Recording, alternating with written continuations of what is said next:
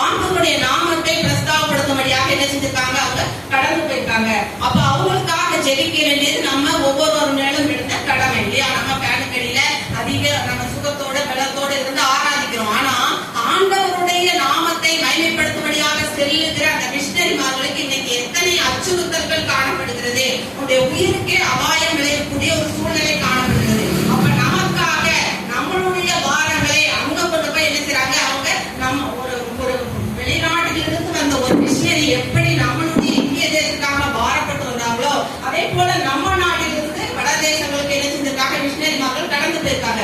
அப்ப அவங்களுக்காக ஜெபம் பண்ண வேண்டியது நம்ம ஒவ்வொரு மேலும் இருந்த கடமையா இருக்குது. அதுக்காக யாராவது ஒருத்தர் பாரத்தோடு ஜெபம் பண்ணலாமா? மிஷனரி ஊழியங்களுக்காக அவர்கள் சிறுகிரிகளிலே ஆண்டவர் பெரிய வாசல்களை திறந்தபடியாக அடையாள அற்புதங்கள் அவர்கள் மூலமா நடக்க முடியாது ஜெபம் பண்ணலாமா?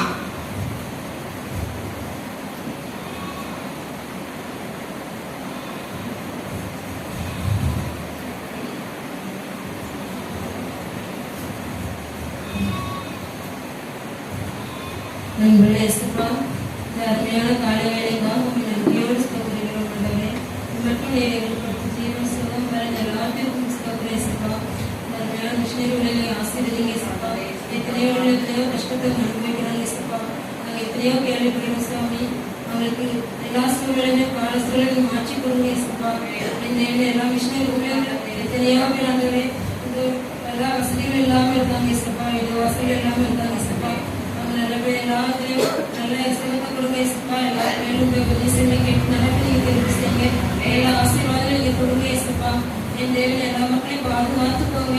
கிருஷ்ணகிரியில் ஆசீர்வதிங்க சப்பா. ஊழியர்கள் ஆலயங்கள் எல்லாம் கஷ்டப்படுறாங்க சப்பா. எல்லா ஆலயங்களும் கட்ட நீங்க திரும்ப செய்யுங்க சப்பா. எல்லா மக்கள் நீங்க உபதேசம் பண்ணுங்க சுவாமி. எல்லா ஆலயம் கட்டப்பட நீங்க திரும்ப செய்யுங்க. எல்லா ஜனங்களுக்கும் கொடுங்க. எல்லாரும் ஆசீர்வதிங்க. தெரிய கனமைக்குமே எல்லாத்துமே செலுத்துகிறோம். இயேசுவின் ஜெபம் கேளும் ஜீவனுள்ள பிதாவே. ஆமென் ஆமென். கர்த்தர் நம் ஜெபத்தை கேட்க எல்லா உற்சாகத்தோட அனுப்புவோம் கத்தலாமா?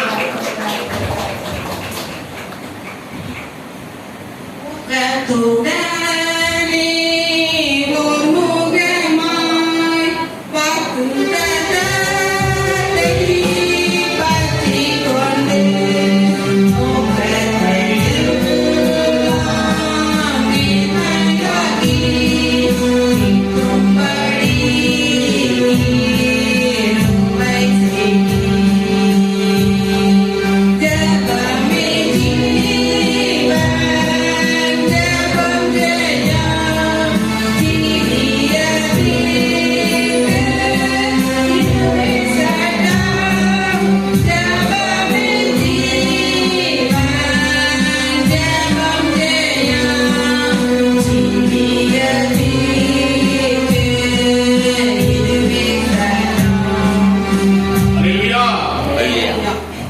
இரண்டாவது ஜெப குறிப்பு வாசிக்கிறீங்களா? யாக்கோபு 1:5.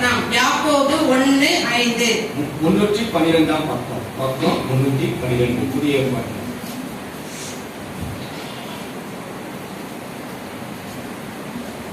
ஒருவன் ஞானத்தின் குறைவுள்ளவனாய் இருந்தால் யாருக்கும் சம்பூர்ணமாய் கொடுக்கிறவரும் ஒருவரையும் கடிந்து கொள்ளாதவரும் ஆகிய தேவனிடத்தில் கேட்கிறவன் அப்பொழுது அவனுக்கு கொடுக்கப்படும். ஒருவன் ஞானத்தில் குறைவுள்ளவனாய் இருந்தால் யாருக்கு என்ன செய்வாரோ ஆண்டவர் சம்பூரணமாய் கொடுக்கிறவர். உனக்கு கொஞ்சம் அவனுக்கு கொஞ்சம் இல்ல. நம்ம விசுவாசத்தோடு கேட்கும் போது கர்த்தர் சம்பூரணமாய் கொடுக்கவர் வல்லமையுள்ளவராக